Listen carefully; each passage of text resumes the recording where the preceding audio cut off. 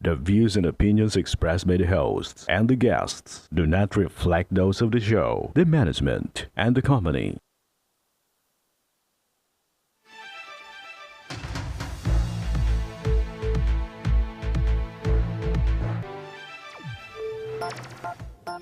Magandang hapon sa iyo, partner. Live na live po tayo ngayong araw ng Webes para magbigay ng serbisyo publiko. Magandang mainit na hapon sa iyo, partner, at sa ating mga masugid na taga-subaybay.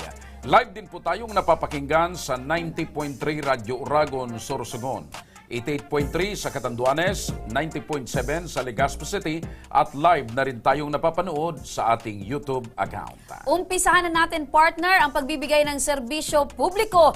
Makakausap natin sa telepono si Aralyn Camo mula naman sa Birac, Catanduanes. Inireklamo niya ang kanyang dating mga naging amo sa Cubao, Quezon City dahil 8 taon daw siyang nanilbihan sa kanila, ngunit walang ibinigay na benepisyo. Magandang hapon sa iyo, Aralyn. Good afternoon po. Opo. So, bago ang lahat, ang pangalan mo ay Aralyn. Parang naalala ko, partner, nung ako nasa May elementarya. iba nga, mabuti nga ang apelyido niya, hindi naging Panlipunan. Panlipunan. Ayan, Aralyn Panlipunan. Aralyn, magandang hapon. So, nag-segue lang kami para pampag-good vibes sa ating mga tagapakinig at tagapanood. Bakit ka tumagal ng 8 taon na hindi ka nakakatanggap ng benepisyo mula sa iyong employer? Ay, partner. Alam mo ang pinakamaganda diyan, yung ilipat na lang dito. ulit dito yung Oo. linya ng telepono, partner. Oo. Kasi pag doon talaga, iba ang dating. Oo. Pero partner, meron ka na bang nakilala before na ang pangalan is Aralyn? Aralyn. Oo, usually Annalyn, Arlene. Arlene. Oo. Oo. Arlene, Oo. best friend mo. Hindi, Arlene nga. Arlene, Annalyn, Eileen. Usually ganun yung mga pangalan. Pero ito, partner, Aralyn. Oo. Pero mukhang mahina yung signal kasi, partner, taga-isla ito eh. Islang probinsya ng Catanduanes, yung partner sa Birac. Nasa isla. Kaya Opo. mahinan. Pero malakas yung boses kanina. Oo, kanina. Sige, balikan natin. Try muli natin. Arlene, magandang hapon. Ayan, partner. Alam mo, ang pinakamaganda niyan, Arlene, umakyat ka sa kahoy. O Or nandiyan kaya ka sa kalagitnaan ng dagat, partner, doon Or sa... umakyat ka sa bundok. Sasakyang pandagat. Andito na si Aralyn. Malamang dito malinaw yan si Aralyn. Oo. Hello, Aralyn. Hello, Aralyn. Aralyn. Ayan, magandang hapon, Aralyn. Magandang hapon po. Sabi ko na, partner. Mas maganda yung signal dito, partner. Oo. So, Aralyn, tanungin ko lang ikaw, ilang taon ka na bang naninilbihan dyan sa dati mong amo? 8 years and 8 months po. 8 years and 8 months. Sa loob ng 8 years at 8 months, wala kang natatanggap na benepisyo, tama? Tama po. Opo. Ano ba yung naging usapan nyo bago ka nagtrabaho sa kanila? Tinanong naman po ako kung ano po ang contribution ko sa sabi ko po, voluntary po. Yun lang po. Okay, so voluntary yung yung sinabi mo sa kanila. Nangako ba sila na itong SS mo benefits ay ipagpapatuloy nila o hindi? Hindi po. So hindi sila nangako. Hindi po. Opo. So nasa magkano ang sinasahod mo noon na nagtatrabaho ka pa sa kanila? 2014 po hanggang 2016, 4,000 po. So hindi 4,000, hindi man lang nag-umento yung sweldo mo. Steady sa 4,000. Hindi po. 2017 po, 2018, 2017, 2018, 5,000 po. Opo. 2019 po, 2020, 2021, 2022, 2023, 7,000 po. Ayun, Opo. nag-7,000 na. So, alam mo ba na meron kang karapatang makatanggap ng benepisyo or wala kang alam patungkol sa mga benepisyo ng mga kasambahay? Pardon, ma'am? Opo. Arlene, bilang isang kasambahay, may alam ka ba na dapat ang isang kasambahay ay dapat nakakakuha ng benepisyo mula sa kanilang amo? May alam po, pero naghihintay lang po ako ng kusa. ng employer ko po. Opo, so naghintay ka ng ilang taon. Ngayon, hanggang ngayon, wala talaga ikaw na natatanggap na benepisyo kaya nag-desisyon ka ng umalis. Opo, ma'am. Okay. Aralyn, matanong ko lang, wala ba kayong kontrata nung amo mo? Wala po. Okay. Kung walang kontrata kayo na pinirmahan, wala ba kayong napagkasunduan o napag-usapan verbally? Wala naman po. So basta ang usapan nyo lang, sasahuran ka ng 4,000 nung una, naging 5,000, naging 7,000, pero walang benepisyo na iba. Wala po.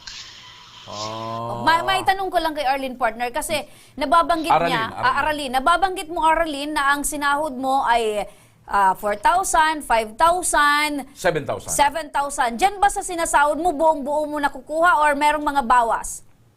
Buo po.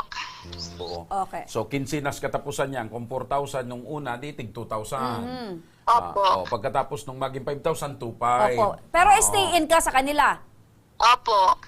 Ayun. Okay. Ano naman yung mga trabaho mo? Wala po akong DO, pero kapag nagpapaalam naman po ako na Pumapayag naman. Opo, pumapayag naman po. Oo. Okay. Kumusta naman itong mga amo mo nung ikaw ay ano bang pinakatrabaho mo doon? All around ba? 2014 po hanggang 2016 po, linis, luto. Tapos po, dalawa po kami nung time na yon. May yaya po. Tapos, nung mga sumunod na taon, ano yung naging trabaho mo na? Ganon din po. Pero nung mula po 2019 hanggang present po, na po ako, all around na po. Kasi wala na pong yaya, ako na lang po. Okay. Kumusta naman itong mga amo mo? Matapang ba? Mabait ba? Kumusta naman yung pagtrato sa'yo? Mababait po sila, kaya tumagal po akong 8 years and 8 months. So, yung pag-alis mo sa kanila, ano ang rason? Umalis ka ba dahil gusto mo na magpahinga, magtrabaho? O umalis ka dahil walang benepisyo na ibinibigay? Malis na po ako kasi yung inaasahan kong kusa, parang walang kusa po talaga. Ayun. So, kumbaga, yung kahihintay mo na magkusa na bulugan ka ng benepisyo kagaya ng SSS, PhilHealth, o kung ano pa man, ay walang nangyari sa loob ng 8 taon. Wala po. So wala man lang binanggit na, Aralyn, ganito, mag-umpisa na tayo, maghulog, ganyan. Wala po. Isa pong masakit kasi nung umuwi po ako, kahit pa masahe po, hindi po. Ako pa po ang sinisisi, bakit daw po hindi ako nagsabi. Pero nagpaalam ka ng maayos nung umuwi ka? Opo, nagpaalam po ako ng maayos. Okay. Hindi ka binigyan ng pamasahe nung umuwi ka? Hindi po. Binigyan naman po nila ako ng 1,000 for snack daw. Pero sinabi ko naman po sa kanila na kulang nga po sa pamasahe kung susumando po. Pero sinahuran ka naman? Opo, hiningi ko po yung sahod ko for 12 days po. Kasi from March 22, Okay. April 2 na lang po. Okay. Nung magpaalam ka ba, sinabi mong hindi ka na babalik? Opo, hindi na. Si madam po alam na hindi na po ako babalik. Pero yung amo ko pong lalaki, dinanong naman po ako kung kailan ako babalik. Sabi ko, after 1 month po. Yun po ang sinabi ko kasi inisip ko rin po na hindi sila masaktan, ganun po. Okay. Masama ba ang loob mo sa mga amo mo? Nanakit lang po. Kasi yung iba pong pumapasok sa kanila, sino-shoulder po nila ang pamasahe samantalang po. Baka naman kasi hindi ka man lang nagrereklamo o nagbabanggit. Siguran niya mabait ito si Aralyn. Wala namang problema. Hindi ka naman nagsasabi or wala kang hinaing. Hindi po kasi ako taong mareklamo po. Ayun. Pero yung sahod mo ba, wala naman silang delay o hindi naman naatraso yung pagsahod sa'yo? Minsan po delay kasi sa loob po ng 8 months ko po, 8 years and 8 months po, ako po ang humingi sa kanila ng sahod ko. Nire-remind ko po sila. Minsan nakakalimut-limutan pa. Hindi po, as in talagang from the beginning po, ako po ang nagre-remind sa kanila. Hindi nila matandaan kung kinsinas o katapusan. Aralyn, Sabi po nila, marami silang iniisip. Okay, matanong ko lang muna, Sige, partner, bago partner. ka magtanong. Ito bang mga amo mo taga-Catanduanes din na naninirahan sa Maynila o taga Maynila? Catanduanes po yung babae, yung lalaki po taga Ilocos. Ilocano. Pero na-destino ka at nagtrabaho ka dyan din sa Catanduanes? Sa Manila. Cubao po. Sa Cubao, okay. Matanong kita, Aralyn, ano yung pangalan nitong among inirereklamo mo? Si Madam Jenny Bibi Cacho po, ay Aldavid Cacho po. Okay, Jenny Bit Cacho, tama? Opo. Opo. So, nakausap ng aming team kanina, etong amo mong si Ma'am Jenny Bit Cacho, ngunit tumanggi siyang makausap Jenny Bit sa oras na ito. Pero nais din daw niyang matapos na ito at handa rin naman siyang makipag-settle sa iyo, Aralyn. Opo, pero yun pa ang inaano nila, ma'am, yung contribution ko po. Ano po yung inahabol sa contribution mo? Paano daw masisettle kung wala naman daw po yung share ko sa contribution sa SS tsaka sa PhilHealth kasi sila daw pang magbabayad. So, ibig sabihin, hinihingan ka nila ng counterpart bilang employer-employee partner. Tama? Opo. Okay.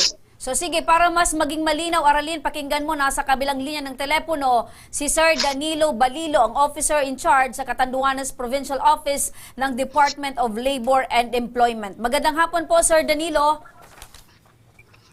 Magandang hapon din po. Opo, sir, nasa linya po ng telepono si Aralyn. Ito po yung nagrereklamo patungkol po sa kanyang amo na ni minsan daw ay hindi po siya nakatanggap ng anumang benepisyo. Sa ganito pong sitwasyon, sir, may maaari po bang asahan si Aralyn mula sa kanyang dating amo kahit umalis na po siya sa kanila?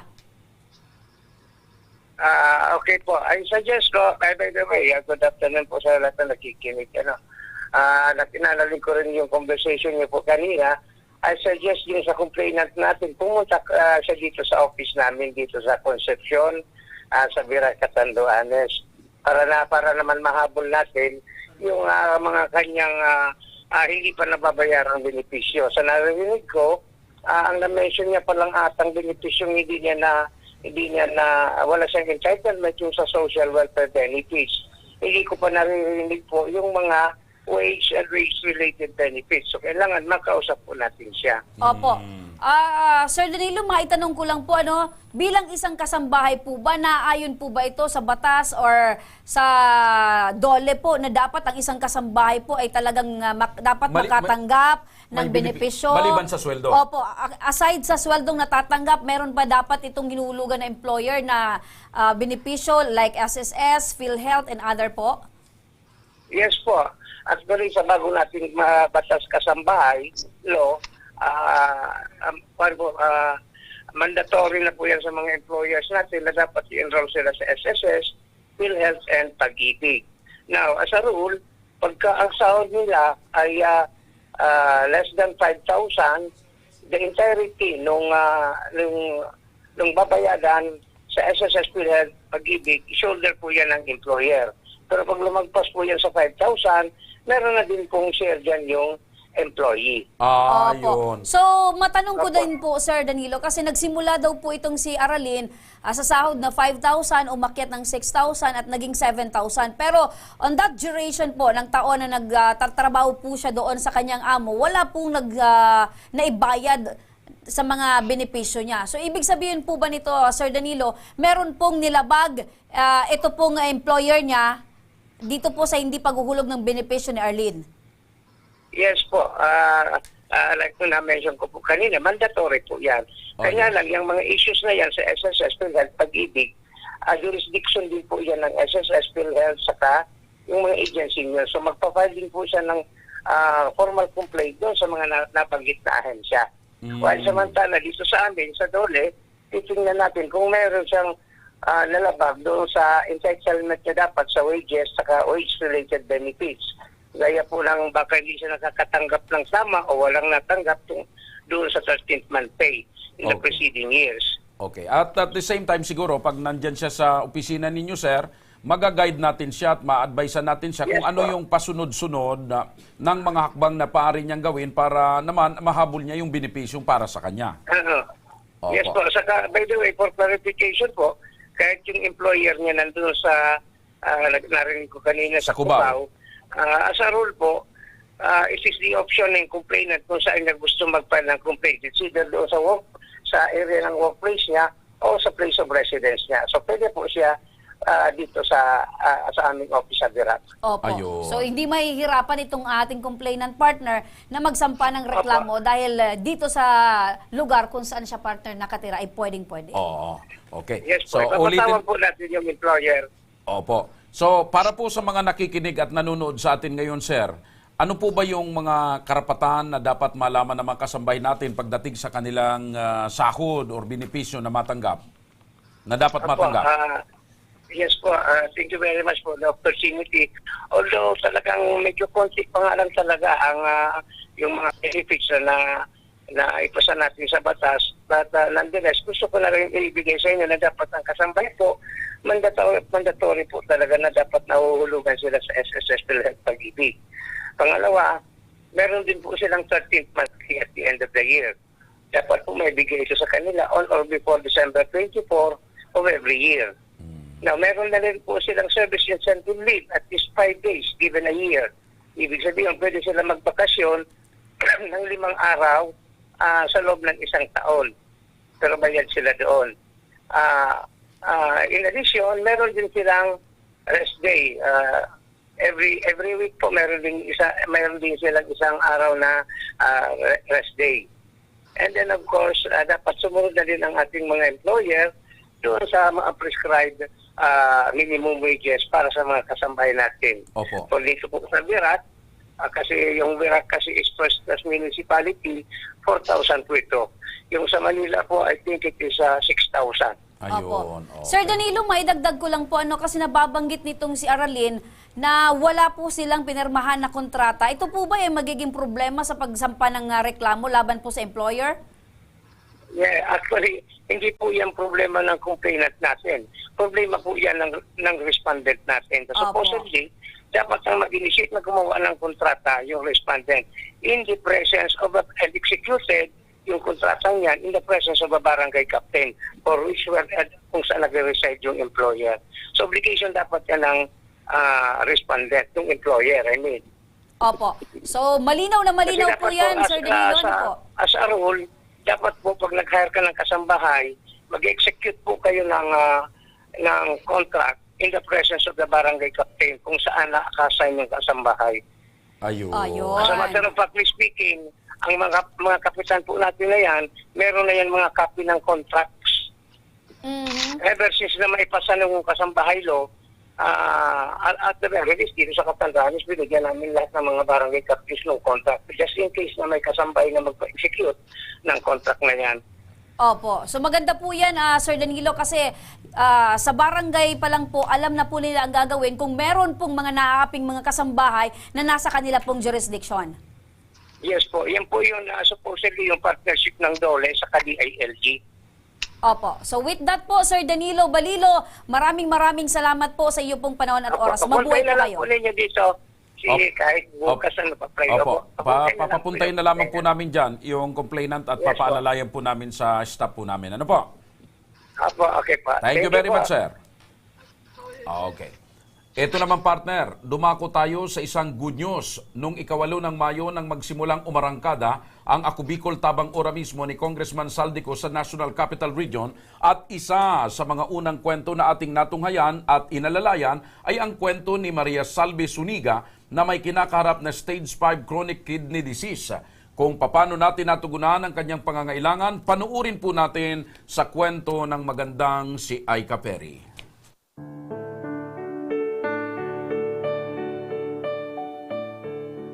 8 ng Mayo nang dumulog sa Ako Bicol Tabang Ora mismo ni Congressman Saldico sa National Capital Region si Nanay Maria Salve Zuniga para humingi ng tulong para sa kanyang gamutan.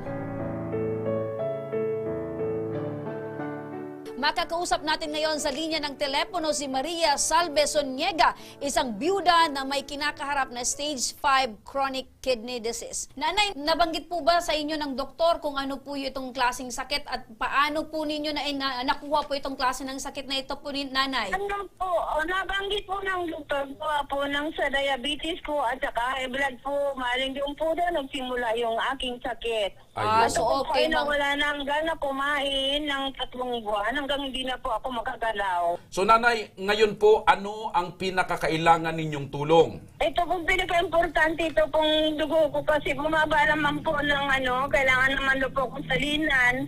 Tapos yung mga medical na katulad ng hiningi nila ko ng laboratory, yung sa HIPAA profile ko, tapos mga gamot ko, wala po ako naiinom.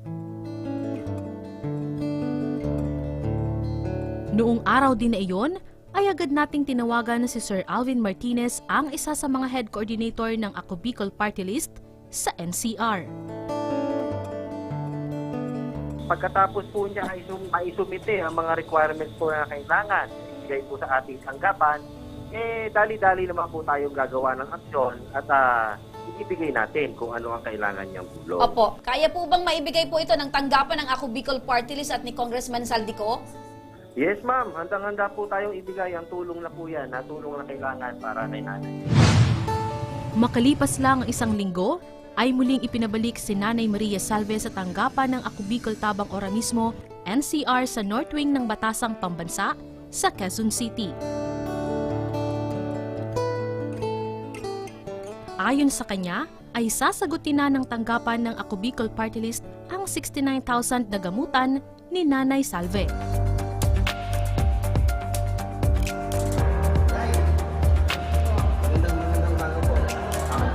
Tulad po na pinag-usapan po natin yung isang linggo, kung kayo po ay tumawag sa amin, naghingi po kayo ng tulong medikal para sa pagpapagamot po ninyo, ito na po, aprobado na po sa pangunguna po ni Kong Saldico at ni Kong Jill Bungalon ng Ako Bicol Party List.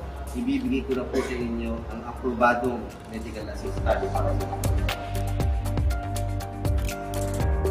Ibig po magpasalamat ako sa Panginoong Diyos. Mga pangalawa ko sa buong staff ng Ako Bicol Party List, kay Kong Saldico at saka kay Jill Bungalon.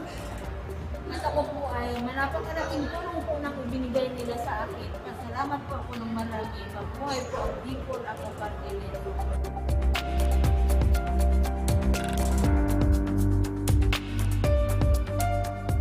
Dasal po namin ay patuloy ang paggaling. No? Sobrang laki na po nitong tulong ito. Umpisa lamang ito sa libu-libong nais matulungan pa ng Ako Bicol Tabang Oramismo ni Congressman Saldico. Kaya naman, asahan nyo ang tuloy-tuloy na pagtugon ng programa. Aika Ferry, Ako Bicol Tabang Oramismo. Yan partner. So, yan partner ang patunay na hindi lang dito sa Bicol Region ang patuloy na pagtulong ng Ako Bicol Party List ni Congressman Saldico partner, kundi sa pangkalawakang Maynila partner. 'Di ba? Iba, National Capital Region. Bakit ganyan ka lang ng ganyan partner? Napapabilib ka partner dahil yung kagustuhan ni Congressman Saldi na matulungan ang ating mga kababayan partner, pati doon sa Metro Manila sa National Capital Region partner, damang-dama ng ating mga kababayan ang pagtulong ng Ako Bicol. Yun partner dahil nga sa dahil doon sa pasasalamat doon sa nakikita ni Congressman Saldico na resulta nitong kanyang palatuntunan at programa na pagtulong, ay marami talagang nabiyayaan. So mas lalo siyang na-inspire. Correct. Na palawakin ang pagtulong. Hindi lang dito sa probinsya, kung hindi pati na sa mga Bicolanong nandoon din po sa Kalakang, Maynila. At patunay yan partner na nagtitiwala ang ating mga kababayan at ang buong Pilipino partner na kayang-kayang tumulong ng Ako Bicol Party List. Sapagkat ang Ako Bicol ay katulong na kakampi pa. Ayun. Ayan. Mga kaibigan, sa pagbabalik ng Ako Bicol Tabang Oramismo, panganay sa magkakapatid na nangangailangan ng operasyon para sa kanyang nabaling buto. Matapos maaksidente, sakay ng motorsiklo, ating tutulungan Oramismo. Kaya huwag kayong bibitaw mga kaaksyon dahil magbabalik pa ang Tabang Oramismo.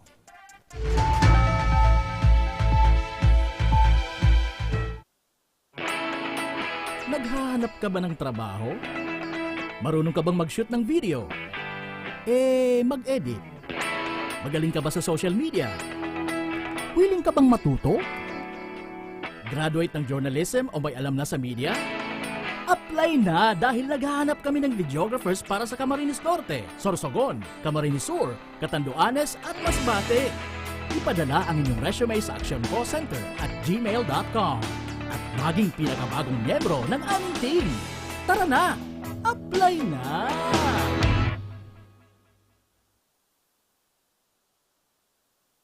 Nangunguna pa rin sa pagpapagawa at pagpapaayos ng mga kalsada sa buong Kabikulan, mga panturismong infrastruktura, Kaya salamat sa Ako Bicol, kadakulan ang tabang digdi sa muya. mga paaralan at mga gusaling kapakipakinabang.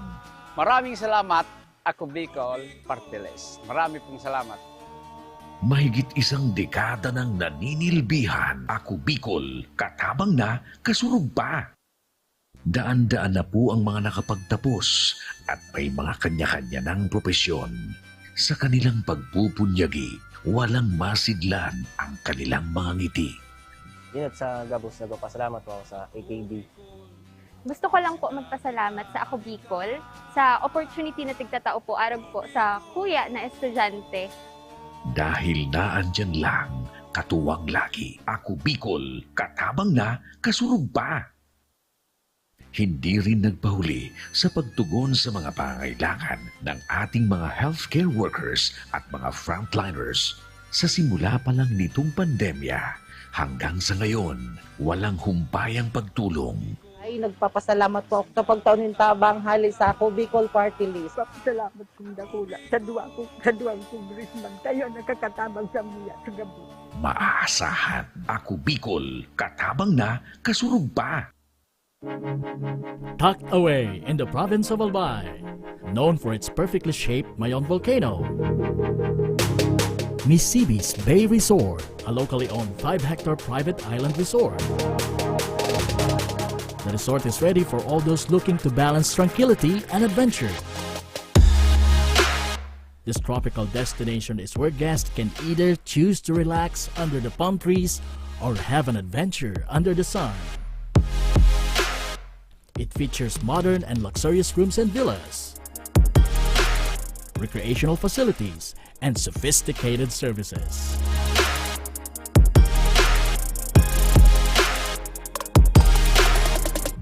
Come and experience Misibis Bay Resort, your tropical island getaway.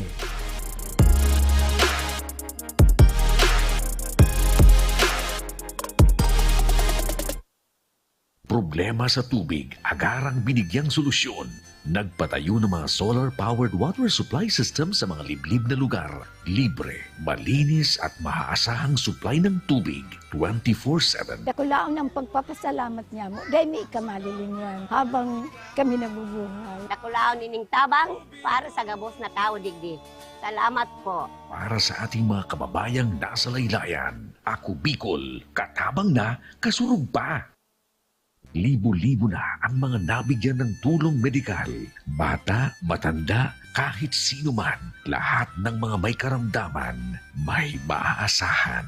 Nagpapasalamat sa Ako Bicol Party List. Hindi po namin makakalimutan ang tulong na dinala ninyo dito sa aming bayan. Maraming salamat po. Dahil iisa lang ang tunay na nagmamalasakit. Ako Bicol, katabang na, kasurug pa. Nagbabalik ang Ako Bicol Tabang Ora mismo. Ito partner, makakausap natin sa linya ng telepono si Christine Rivero, 22 anyos mula San Jose, Camarines Sur. Siya mismo partner ang nangangailangan ng operasyon matapos magtamo ng bali sa binti dahil sa aksidente habang sakay ng motorsiklo. Magandang hapon sa iyo, Christine. Good afternoon po. O kumusta ang kalagayan mo ngayon? Hindi po, dahil pa po na-opera po sa competence, nakasebento pa po ako ang ganyan yan. Pakitagalog lang po, Christine. Okay. Ito po, nakasemento pa rin po. Okay. Saan ka ngayon nagpapahinga? Nandito po kami sa bahay po namin sa Kalalahan po, sa San Jose. Okay. Ano raw ba yung kalagayan ng ng buto mo sa binti? Bali po, sabi po sa akin ng doktor, hindi po maganda ang pagkakabali ng binti ko, kaya kinakailangan na pong maoperahan. Okay, paano, mari mo bang maikwento, paano ka na-aksidente sa motorsiklo? Nung ning January 24 po, ng madaling araw, 1 a.m. po, galing po kami ng trabaho, bakery po sa Goa. Tapos kasama ko po yung anak ko, 5 years old. Tsaka po yung kinakasama ko po, 34 years old po. Pauwi po kami noon galing trabaho, papunta na po sa bahay. Nang pagdating po namin ng Buklod, San Jose, maulan po kasi noon, gabing noon. Tapos, pagdating po namin ng Buklod, San Jose, nabangga po kami ng isang motorsiklo, lasing po yung driver, saka po, tuminomba po kami, isang pamilya po kaming na-aksidente. So binangga kayo ng motorsiklo na lasing ang nagmamaneho? Opo, lasing po kasi yung driver, kaya hindi po masyado yata kaming napansin. Okay. Yung nagmamaneho naman ng motorsiklong sinasakyan nyo, yung ikaw ba o yung yung kinakasama mo? Yung kinakasama ko po, yung kasama ko po na aksidente, nabangga po kami. Okay. Opo. So, Christine, magandang hapon.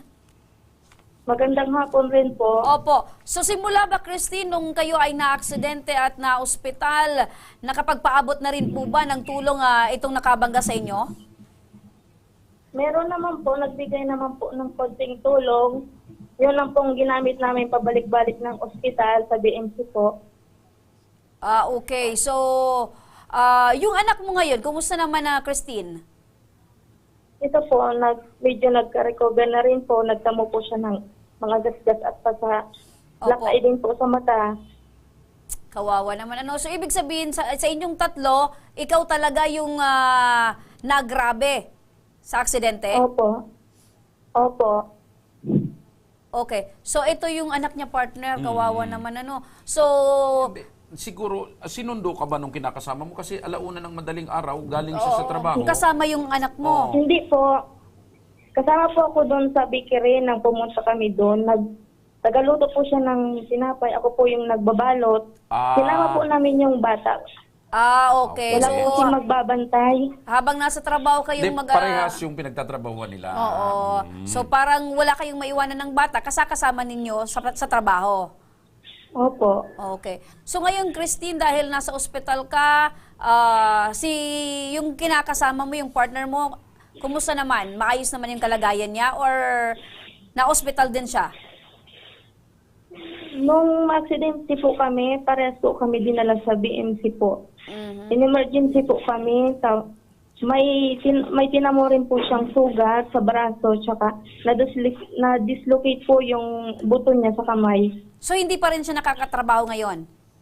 Hindi pa po daw kasi masyadong pwedeng ipuwersa magtrabaho. So, parehas kayo ngayon hindi pa nakakapagtrabaho. So, paano yung pang-araw-araw niyong gastusin? Paano po kayo nakakasurvive pang-araw-araw?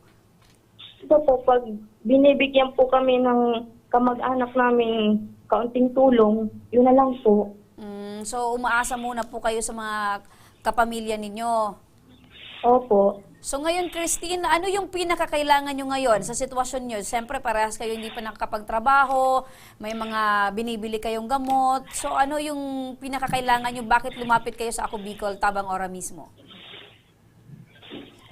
So, humingi po ako ng tulong para maoperahan po yung paa ko. Okay. Christine, makinig ka, no? Para mabigyan ng solusyon yung problema mo, Christine, makakausap natin sa kabilang linya ng telepono ang napakasipag at mabilis tumakbo na si Sir Gerson Alvarez, ang coordinator ng Ako Bicol Party List dyan sa Camarines Sur. Sir Gerson, magandang hapon po sa iyo. Magandang hapon naman po, sir, sa lahat na nag-aantabay sa programa ng Action Ora mismo. Okay. Sir Gerson, ano po bang maaari nating maitulong dito sa problema ni Christine, sa kalagayan niya? Bakit po tinitingnan ko po? Sandali, Sir Gerson, pakiayos lang po ng linya nyo. Hello po. Sige, go ahead. Hello po, tutulungan po natin sila na maka-provide ng dokumento para po may schedule natin sila sa DSWD para maka-provide ng kailangan nila po. So sa madaling sabi, partner, sinasabi ni Sir Gerson, tutulong yung Ako Bicol para sa pagpapa-opera ni Christine. Oo, aalalayan muna na maayos yung mga kinakailangang Dokumento, dokumento, oo. tapos aalalayan uli para makuha talaga yung tulong na para sa kanya. Opo. So, kailangan kasing makumpleto ni Ni Christine yung Christine, requirements. Christine, balikan lang kita. Yung mga requirements ba, kumpleto na? Yung ano po, yung medical certification ko po, nag-expire na po kasi po January pa po namin yung kinuha. Kukuha po ulit kami. Okay. Okay. So, huwag kang mag-alala, Christine, ano? Aalalayan ka ni Sir Gerson para yung mga requirements ay maayos na. Opo, Christine? So, hindi mo dapat yun ikabahala kasi laging naandyan si Sir Gerson Alvarez para tumulong sa inyo. Opo, salamat po. Okay, with that, Sir Gerson, maraming salamat. Maraming salamat din po. Okay. Yan, partner, si Sir Gerson na, alam mo, patakbo yan kung kumilos. Oo, partner. Para sa pagtulong. Roadrunner nga, partner yan. Oo. Christina, pakinggan mo si Sir Gerson, ano? Sagot na ng Ako Bicol yung pagpapa-opera mo sa iyong paa. At aside nyan, Christine, may matatanggap ka pang cash assistance mula naman sa programang Ako Bicol Tabang Ora mismo. Salamat po kay Sir Gerson, pati na rin po sa Ako Bicol Tabang Ora mismo. Opo. So, hintayin mo lang, Christine, ano? Ipapa-schedule ka ng Ako Bicol Tabang Ora mismo at ng Ako Bicol Party List para tuluyan ng maoperahan ang iyong paa. Para at least wala ka nang isipin. Baka ang pinaka-problema mo ngayon, partner, syempre hindi siya makalakad. Syempre bilang ina, dapat maayos yung paglaano niya, partner, para masikaso niya yung anak niya. Okay. So, Christine, intayin mo na lang at mag-i-schedule yung team namin dyan para puntahan ka mismo, para madala yung tulong para sa iyo, ano, mula dito sa palatuntunan ito ni Congressman Saldico. Opo. Salamat po. Anong masasabi mo, Christine, sa programang ito at kay Congressman Saldico at sa Ako Bicol? Salamat po sa programang Ako Bicol Tabang Ora mismo at pati na rin po kay Congressman Saldico. Salamat po. Ayun. Okay. Mga kaibigan, sa mga may problemang legal at medikal na naisumi ng tulong sa ating programa, maaari po kayo magsadya sa aming tanggapan sa ground floor ng Embarcadero de Legazpi, Victoria Village, Legazpi City. Bukas po ang aming tanggapan mula Lunes hanggang Sabado alas 8 ng umaga hanggang alas 5 ng hapon. Sa mga nasa Metro Manila at kalapit na lugar naman, maaari po kayong humingi ng tulong sa Action Co Center sa North Wing ng Batasang Pambansa sa Quezon City. Magpunta lamang po kayo tuwing araw ng Lunes alas 8 ng umaga hanggang alauna ng hapon. Siyempre, maaari din po kayong magpadala ng mensahe sa aming official Facebook page na Ako Bicol Tabang Ora mismo. Kahit ano pong reklamo mga ka-aksyon ay aming pong tinatanggap. Huwag nyo rin pong kalimutan i-follow ang aming mga official social media accounts. Sa aming Facebook, Ako Bicol Tabang Ora mismo ni Congressman Saldico. Sa amin naman na YouTube, Ako Bicol Tabang Ora mismo. Meron din po kaming TikTok account at Ako Bicol Tabang Ora mismo. Mga ka-aksyon, hanggang bukas po, araw ng Biyernes, sama-sama nating aksyonan ang mga problemang medikal at legal. Ako po, si Remy Araneta Mindones. Ito po ang programang may paninindigan, tutugon sa inyong pangangailangan. Ako naman po si Joshua Martinez, Mr. Sira. Maraming salamat. God bless Bicolandia. Mabuhay. Magandang hapon at salamat. Ito ang Ako Bicol Tabang Ora mismo. Sa mga nangangailangan, aksyon ko lahat ay dadamayan. Noon at ngayon tayo'y sinamahan. Aksyon ko patuloy na magsisilbi. Aksyon ko sa mga nangangailangan. Aksyon ko lahat ay dadamayan. Noon at ngayon tayo'y sinamahan.